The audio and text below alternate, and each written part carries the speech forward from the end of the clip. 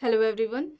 आज की इस क्लास में पाश्चात्य समाजशास्त्री विचारकों से संबंधित प्रश्नों को कराया जाएगा। ये रिवीजन क्लासेस अभी शुरू हो चुकी हैं।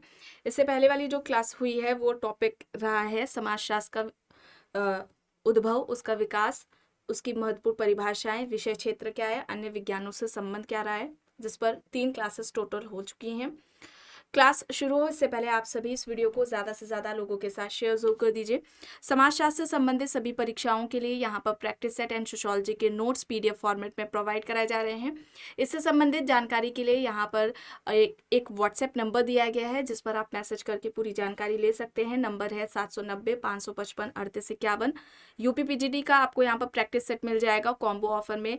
यूपी पीजीडी एग्जाम के लिए प्रैक्टिस सेट एंड इसके नोट्स प्रोवाइड कराए गए हैं। एंड साथ में ही बिहार शिक्षक भर्ती और स्टेट की जो परीक्षा है, दोनों ही परीक्षाओं के लिए एक प्रैक्टिस सेट तैयार किया गया है। एंड बिहार शिक्षक भर्ती के लिए भी कॉम्बो ऑफर यहाँ पर प्रोवाइड कराया जा रहा है। समाजशास्त्र के नोट्स की बात की जाए तो ये नोट्स सभी परीक्षाओं को ध्यान में रखकर तैयार किए गए हैं। सभी परीक्षाओं के लिए ये नोट्स उपयोगी हैं। एंड राजस्थान असिस्टेंट प्रोफेसर का जीएस का प्रैक्टिस सेट की बात की जाए तो ये भी आ चुका है। एंड इसका सोशियोलॉजी का प्रैक्टिस सेट भी आपको यहाँ पर मिल जाएगा। साथ में ही जीआईसी के प्रैक्टिस सेट की बात की जाए जिसमें जीएस और आपका जो सोशियोलॉजी का सब्जेक्ट है इसका भी प्रैक्टिस सेट आ चुका है। कोई भी जानकारी चाहते हैं तो व्हाट्सएप नंबर दिया गया है 790-555-3851। इस पर आप मैसेज करके पूरी जानकारी ले सकते हैं। हाँ देखिए, कल की क्लास में ये यहाँ पर कार्ल मार्क्स ने जो समाज का वर्गीकरण किया है, ठीक है, या हम बात करें किसके आधार पर किया है तो देखिए 2 आधार इन्होंने बताए थे। यहाँ पर इसका सही क्रम देख लीजिए। एक तो इन्होंने कार्ल मार्क्स ने उत्पादन प्रणाली के आधार पर बताया, ठीक है, उत्पादन प्रणाली के आधार पर जो समाज की बात की है, सबसे पहले इन्होंने एशियाई समाज की बात की है, ठीक है, एशियाई समाज की बात की है। फिर इन्होंने प्राचीन समाज की बात की है। एशियाई समाज, प्राचीन समाज है।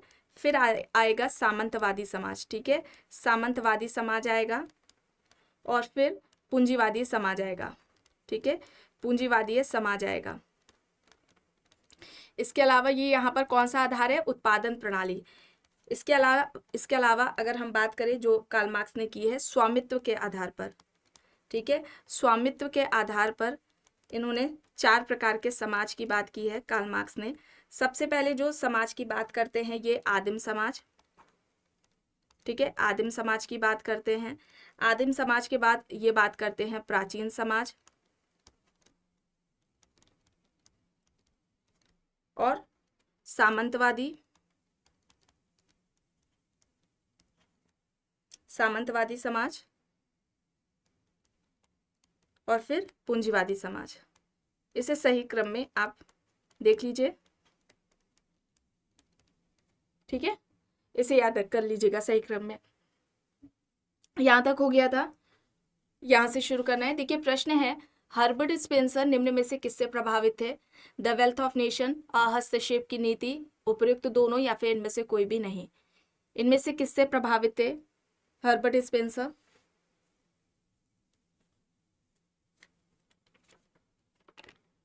यहाँ पर राइट आंसर क्या होगा? ये दोनों ही होगा, ऑप्शन सी होगा, ठीक है, ऑप्शन सी यहाँ पर राइट आंसर हो जाएगा। स्पेंसर को डार्विन का बुलडॉग कहा जाता है।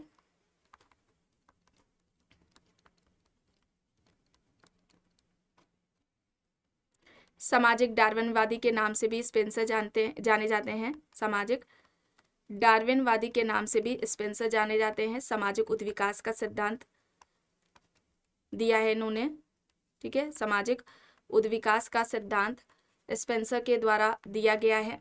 और अगर हम बात करें समाज के स्वरूप की तो समाज के 4 स्वरूप इन्होंने बताए हैं, ठीक है, समाज के 4 स्वरूप इन्होंने बताए हैं। पहला तो इन्होंने सरल समाज बताया है, ठीक है, सरल समाज बताया है। दूसरे पर इन्होंने मिश्रित समाज बताया, दूसरे नंबर पर मिश्रित समाज। फिर ये बताते हैं दोहरे मिश्रित समाज, दोहरे मिश्रित समाज।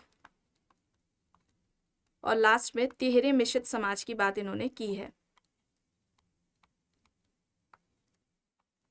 तिहरे मिश्रित समाज। ये 4 तरह के जो समाज के स्वरूप हैं ये हर्बर्ट स्पेंसर के द्वारा बताए गए हैं। चलिए अब यहाँ पर देखिए प्रश्न है, निम्न में से अगस्त कॉम्ट ने अपनी पुस्तक पॉजिटिव फिलॉसफी में किस अवधारणा को रखा? प्रत्यक्षवादी व त्रिस्तरीय नियम, विज्ञानों का संस्करण, समाजशास्त्र या फिर उपयुक्त सभी? यहाँ पर राइट क्या होगा?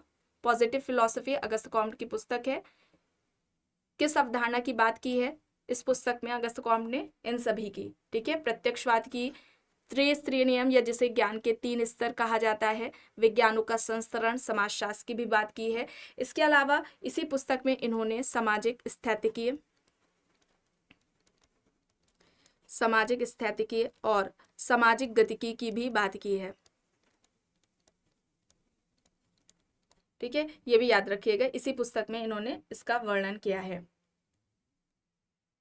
प्रश्न है, द स्टडी ऑफ सोशियोलॉजी नामक पुस्तक है, Karl Marx, Spencer, Auguste Comte, Rolf Linton, यहाँ पर ऑप्शंस हैं। द स्टडी ऑफ सोशियोलॉजी किसकी है? द स्टडी ऑफ सोशियोलॉजी किसकी है और ये कब आती है? 1873 में आती है। ये हर्बर्ट स्पेंसर की है। ठीक है, ये किसकी है? हर्बर्ट स्पेंसर की है और इनकी एक पुस्तक है फर्स्ट प्रिंसिपल्स है। इसके अलावा प्रिंसिपल्स ऑफ सोशियोलॉजी है और ये कब आती है? 1875 में आती है। ठीक है, ये इंपॉर्टेंट है, प्रिंसिपल्स ऑफ सोशियोलॉजी। यहाँ पर ऑप्शन बी होगा, विकल्प बी होगा, हर्बर्ट स्पेंसर यहाँ पर सही होगा। प्रश्न है, सामाजिक भौतिकी पद पर समाजशास्त्र के लिए किसने प्रयोग में लिया? Herbert Spencer, Durkheim, Auguste Comte, Karl Marx, यहाँ पर ऑप्शंस हैं। सामाजिक भौतिकी समाजशास्त्र के लिए, सामाजिक भौतिकी शब्द का प्रयोग समाजशास्त्र के लिए किसके द्वारा किया गया है? अगस्त कॉम्ट के द्वारा किया गया है। समाजशास्त्र शब्द से पहले अगस्त कॉम्ट ने सामाजिक भौतिकी शब्द का ही प्रयोग किया था और ये जो शब्द है, ठीक है, सोशल फिजिक्स है, ये एडोल्फ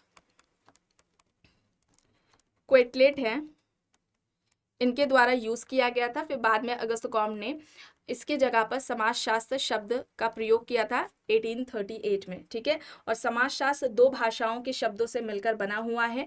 एक तो 2 भाषाओं का जो शब्द, एक है सोशियस है और दूसरा है लोगस। सोशियस की बात करें तो ये लैटिन भाषा का शब्द है और लोगस की बात करें तो ये यूनानी व ग्रीक भाषा का शब्द है। सोशियस का अर्थ होता है समाज और लोगस का अर्थ होता है विज्ञान या अध्ययन। तो इस तरीके से अगर हम दोनों को जोड़ दें तो क्या होगा? समाजशास्त्र का उसका अर्थ क्या निकलता है? सोशियोलॉजी का समाज का विज्ञान, ठीक है, या समाज का अध्ययन। चलिए अब यहाँ पर देखिए, अगस्त कॉम्ट का जन्म वर्ष व देश पूछा जा रहा है। कब जन्म हुआ था अगस्त कॉम्ट का?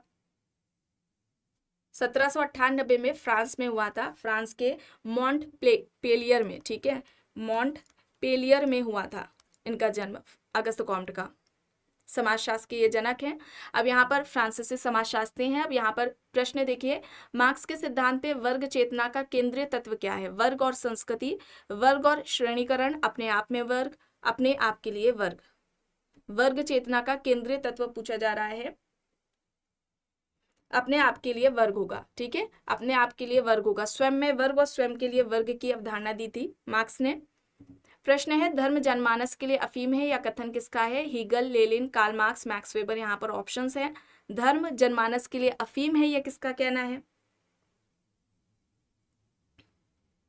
क्यों कहा था कार्ल मार्क्स ने ऐसा? कार्ल मार्क्स का कहना था कि धर्म व्यक्ति को असमानता व शोषण के विरुद्ध आवाज उठाने के लिए उसको क्या करता है? दबाता है। धर्म एक इनका स्टेटमेंट है कि धर्म हृदय विहीन का हृदय है, धर्म पीड़ित लोगों की आह है, एक बेदिल दुनिया की भावना है, वर्ग विहीन स्थितियों की एक आत्मा है, धर्म विहीन स्थितियों की आत्मा है, धर्म जनसाधारण की अफीम है। इस तरीके से कुछ स्टेटमेंट आता है, किसके द्वारा कहा गया है, इस तरीके से पूछा जाता है। तो याद रखिएगा, कार्ल मार्क्स के द्वारा ये बात कही गई है।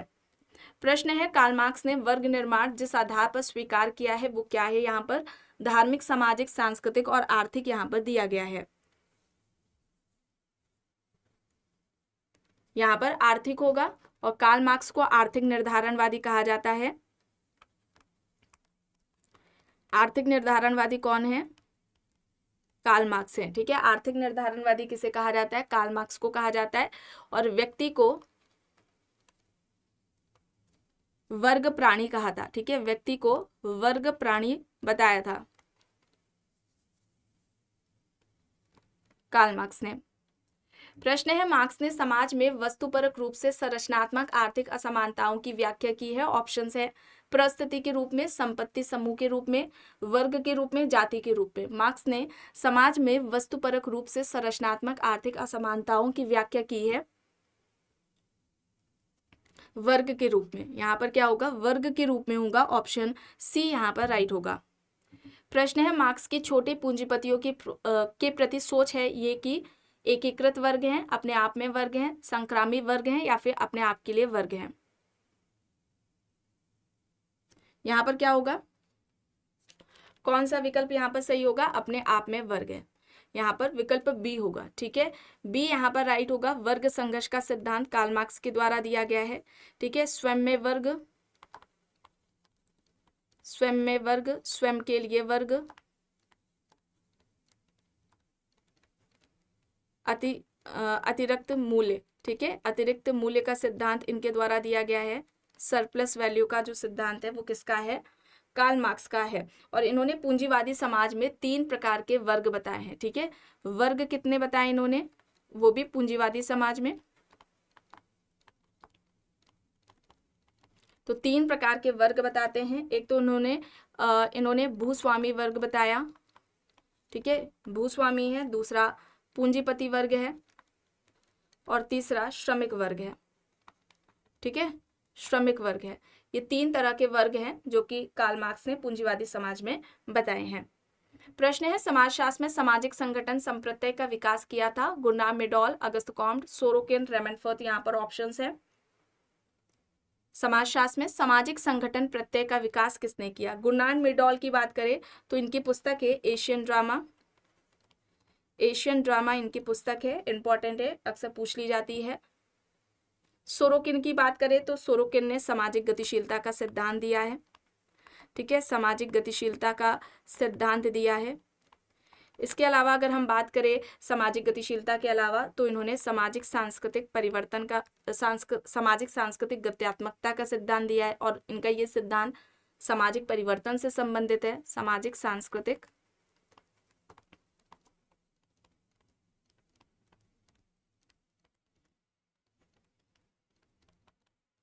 और गतिशीलता की बात करें तो 2 प्रकार की इन्होंने गतिशीलता की बात की है, क्षैतिज गतिशीलता और रैखिक गतिशीलता।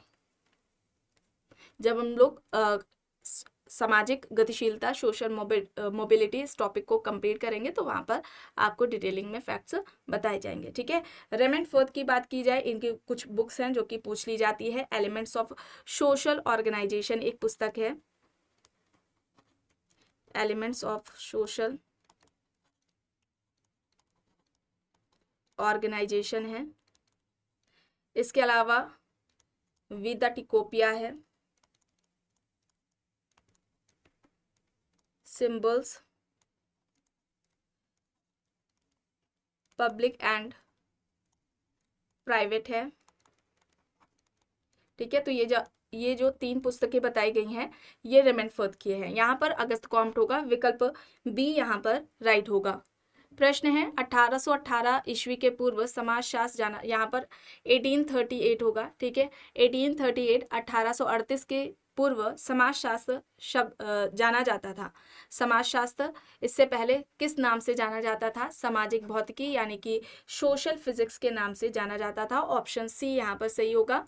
सोशियोलॉजी शब्द की रचना के पूर्व अगस्त कॉम्ट ने समाज विज्ञान को कौन सा नाम दिया? अभी बताया गया, सोशल फिजिक्स, सामाजिक भौतिकी। मार्क्स के अनुसार वर्ग संघर्ष में किन 2 वर्गों के बीच संघर्ष होता है? पूंजीपति एवं सर्वहारा वर्ग, शासक एवं शासित के बीच, शिक्षित एवं अशिक्षित के बीच, मालिक एवं मजदूर के बीच। वर्ग संघर्ष की बात कार्ल मार्क्स ने किन 2 वर्गों के बीच में की है? पूंजीपति एवं सर्वहारा वर्ग के बीच में की है। यहाँ पर विकल्प ए होगा। ठीक है, विकल्प ए होगा यहाँ पर। और पूंजीपति के पास मार्क्स कहते हैं उत्पादन के साधन व शक्ति पर नियंत्रण होता है, सर्वहारा के पास इनका अभाव होता है, उसके पास सिर्फ शारीरिक श्रम होता है। और इसका ही फायदा कार्ल मार्क्स ने कहा है कि पूंजीपति जो वर्ग है, पूंजीपति है, वह उठाता है। जो आगे जाकर हमें समाज में वर्ग संघर्ष का ये संघर्ष का रूप लेता है। वर्ग संघर्ष का जो कॉन्सेप्ट है, इन्होंने थ्योरी दी है, उसमें उन्होंने बताया है। और जो सर्वहारा है वो पूंजीपति के विरुद्ध आवाज उठाता है और संघर्ष होता है, क्रांति समाज में आती है और एक नए समाज का उदय होता है, जिसे इन्होंने कार्ल मार्क्स ने समाजवाद का नाम दिया था, जिसमें किसी भी तरह की कोई असमानता नहीं होगी, कोई वर्ग नहीं होगा, वर्ग नहीं होगा तो कोई किसी तरह का शोषण समाज में हमें देखने को नहीं मिलेगा। ठीक है, तो इन बातों को आप ध्यान में रखिएगा। क्रांतियां इतिहास की इंजन, इस तरीके से भी आता है एक प्रश्न। क्रांतियां इतिहास की इंजन है, ये किसका कहना है? तो ये मार्क्स का है कहना, ये याद रखिएगा। चलिए अब यहाँ पर देखिए प्रश्न है, अगस्त कॉम ने किस वर्ष सामाजिक भौतिकी का दूसरा नाम समाजशास्त्र रखा? 1838, 1838। ऑप्शन सी यहाँ पर सही होगा। प्रश्न है, मार्क्स की विचारधारा के अनुसार पूंजीवाद से समाजवाद में परिवर्तन निम्न में से किसके द्वारा आएगा? उत्पादन के साधनों में क्रांति, उत्पादन प्रक्रिया का युक्तिकरण, मध्यम वर्ग का लुप्त होना या फिर अभिजात वर्ग में क्रांति। पूंजीवाद से समाजवाद में परिवर्तन इनमें से किसके द्वारा आएगा?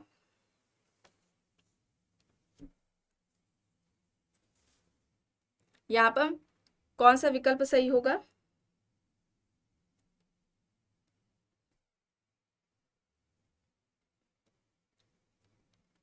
उत्पादन के साधनों में क्रांति, ऑप्शन ए यहाँ पर राइट होगा। और इन्होंने कार्ल मार्क्स ने गरीबी का कारण शोषण को माना था, अभाव को नहीं। ठीक है, याद रखिएगा, गरीबी का कारण शोषण है, अभाव नहीं। प्रश्न है, पूंजीवाद में अलगाव के अवयव हैं, यहाँ पर 4 दिया गया है। उत्पादन गतिविधि, उत्पादन, सहकर्मी श्रमिक, मानवीय सामर्थ्य। बताइए सही क्या होगा? मार्क्स ने अलगाव के 4 चरण बताए थे, 4 अवस्थाएं बताई थी। पहला तो इन्होंने उत्पादन प्रक्रिया को बताया, ठीक है, उत्पादन प्रक्रिया को बताया। दूसरा उत्पादन से बताया, ठीक है। तीसरा मालिक से बताते हैं ये, और आखिरी में स्वयं से। ये 4 चरण बताए हैं अलगाव के कार्ल मार्क्स ने। यहाँ पर ये सभी होगा, ऑप्शन डी यहाँ पर राइट आंसर हो जाएगा। ठीक है, ऑप्शन डी यहाँ पर राइट है। और इनका कहना था अलगाव सार्वभौमिक है, लेकिन औद्योगिक समाज में अलगाव अपनी चरम सीमा में देखने को मिलता है। अलगाव को सार्वभौमिक बताया, सार्वभौमिक अवधारणा है, लेकिन औद्योगिक समाज में अलगाव अपनी चरम सीमा में देखने को मिलता है। प्रश्न है, किसने सामाजिक उद्विकास के आर्थिक निर्णयवाद का सिद्धांत दिया है? कार्ल मार्क्स है, एडम स्मिथ है, कार्ल मैनहीम, सोरोकिन। यहाँ पर ऑप्शंस दिए गए हैं। आर्थिक निर्णयवाद का सिद्धांत किसने दिया है? कार्ल मार्क्स ने। यहाँ पर कार्ल मार्क्स होगा, ऑप्शन ए यहाँ पर सही हो जाएगा। ये प्रश्न गलत है। चलिए यहाँ पर देखिए, प्रश्न है, औद्योगिक समाज का प्रयोग समाजों के वर्गीकरण में किसने किया? Auguste Comte, Durkheim, Max Weber, Spencer. यहाँ पर ऑप्शंस दिए गए हैं। औद्योगिक समाज का प्रयोग समाज के वर्गीकरण में किसने किया था? स्पेंसर ने। स्पेंसर ने समाज के 2 प्रकार बताए थे, सैनिक या शिकारी समाज, और दूसरा क्या होगा? औद्योगिक समाज। सैनिक या शिकारी समाज और दूसरा औद्योगिक समाज है। ठीक है, तो ये 2 तरह से जो क्लासिफिकेशन है सोसाइटी का, वो स्पेंसर के द्वारा किया गया है। दुर्खीम की बात करें तो दुर्खीम ने समाज के 4 स्वरूप बताए हैं। ठीक है, समाज के स्वरूप 4 बताए हैं दुर्खीम ने। पहला क्या इन्होंने बताया? पहला इन्होंने सरल समाज बताया है, सरल समाज। दूसरा इन्होंने बताया है साधारण मिश्रित बहुखंडीय समाज।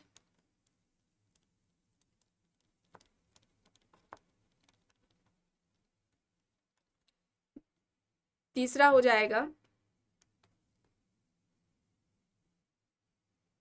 बहुखंडीय समाज। ठीक है, ये यहाँ पर इसको थर्ड कर लीजिए।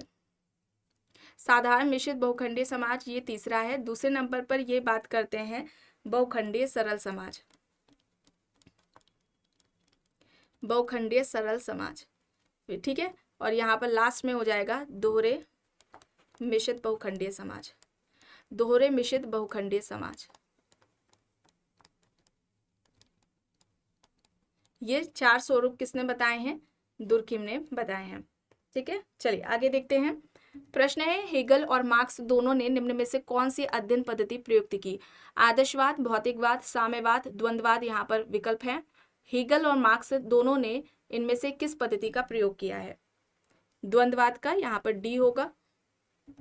समाज का कौन सा सिद्धांत हर्बर्ट स्पेंसर द्वारा प्रतिपादित किया गया है? उद्विकासी, प्रकार्यात्मक, संघर्ष का सिद्धांत या फिर विकल्प बी और सी दोनों?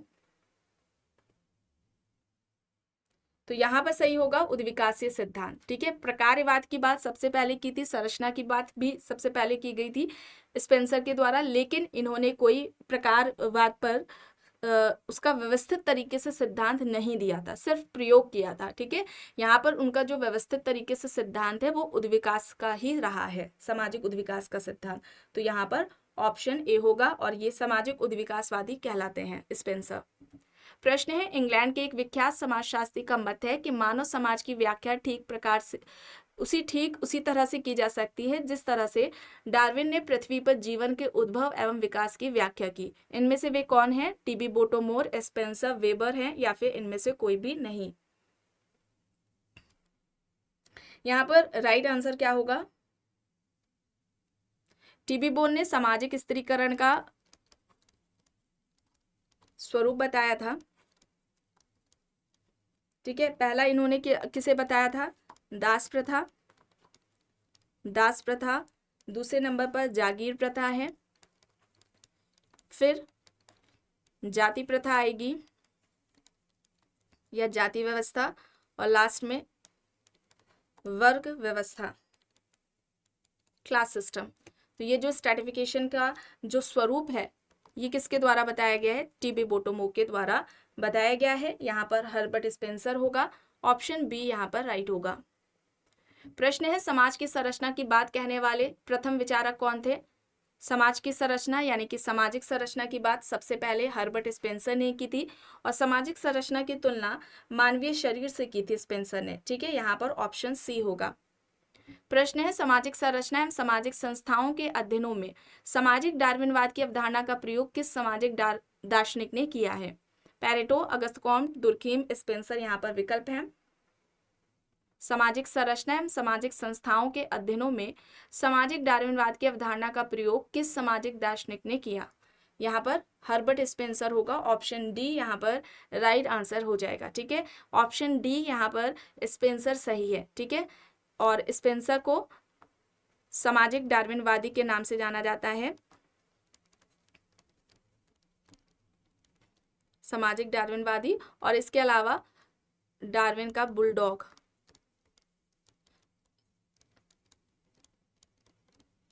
चलिए आगे देखिए, जब तक सामाजिक व्यवस्था का प्राकृतिक नियमों में विश्वास पर सहमति नहीं होती समाजशास्त्र स्वीकार नहीं हो सकता। समाज के वैज्ञानिक अध्ययन की उत्पत्ति के बारे में यह किसका कथन है? Hegel, Sorokin, Spencer, Max weber.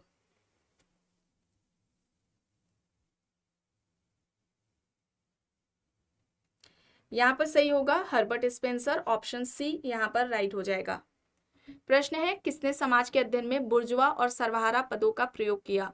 Sorokin, Max Weber, Karl Marx, Pareto. यहाँ पर ऑप्शंस दिए गए हैं। राइट आंसर यहाँ पर क्या होगा? यहाँ पर कार्ल मार्क्स हैं। ठीक है, कार्ल मार्क्स है और इन्होंने सर्वहाराकरण की अवधारणा दी थी। ठीक है, सर्वहाराकरण की अवधारणा कार्ल मार्क्स के द्वारा दी गई है और इन्होंने पतित बुर्जुआ की अवधारणा भी दी है। ठीक है, याद रखिएगा, पतित बुर्जुआ की अवधारणा भी दी है जिसमें छोटे पूंजीपति आ जाएंगे, छोटे पूंजीपति, जिसमें दुकानदार, ठेला लगाने वाले, ये सभी आएंगे। ठीक है, इसे याद रखिएगा। चलिए अब यहाँ पर देखिए, प्रश्न है, किसने कहा कि प्रतिस्पर्धा पूंजीवाद की एक विशिष्ट आवश्यकता है? Max Weber, Karl Marx, Herbert Spencer, Dahrendorf. यहाँ पर ऑप्शंस हैं। प्रतिस्पर्धा यानी कि प्रतियोगिता की बात करें तो ये कैसी प्रक्रिया है? असहयोगी सामाजिक प्रक्रिया है, असहयोगी सामाजिक प्रक्रिया है, असहयोगी सामाजिक प्रक्रिया है प्रतियोगिता, इसे याद रखिएगा। और अगर हम बात करें वेबर की, ठीक है, वेबर प्रतियोगिता को शांतिपूर्ण संघर्ष कहते हैं। ठीक है, शांतिपूर्ण संघर्ष कहा है इन्होंने। किसको कहा है? प्रतियोगिता यानी कि प्रतिस्पर्धा को, ये भी याद रखिएगा। ठीक है, इस तरीके से एग्जाम्स में पूछा जाता है। यहाँ पर कार्ल मार्क्स होगा, विकल्प बी यहाँ पर सही होगा।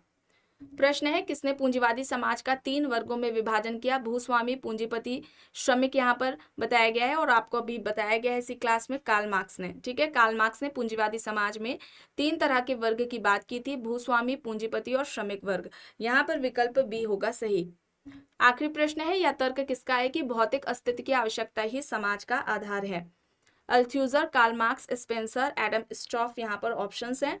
भौतिक अस्तित्व की आवश्यकता ही समाज का आधार है, ये किसका कहना है? कार्ल मार्क्स का। यहाँ पर ऑप्शन बी होगा, विकल्प बी यहाँ पर सही है। तो आज की इस क्लास में बस इतना ही। आई होप ये आपको पसंद आई होगी। अगर पसंद आई है तो प्लीज़ लाइक करिएगा, कमेंट करके ज़रूर बताइएगा। चैनल पर अगर आप नए हैं तो चैनल को भी ज़रूर सब्सक्राइब कर लीजिएगा एंड इस वीडियो को जितना हो सके ज़्यादा से ज़्यादा लोगों के साथ शेयर भी ज़रूर करिएगा।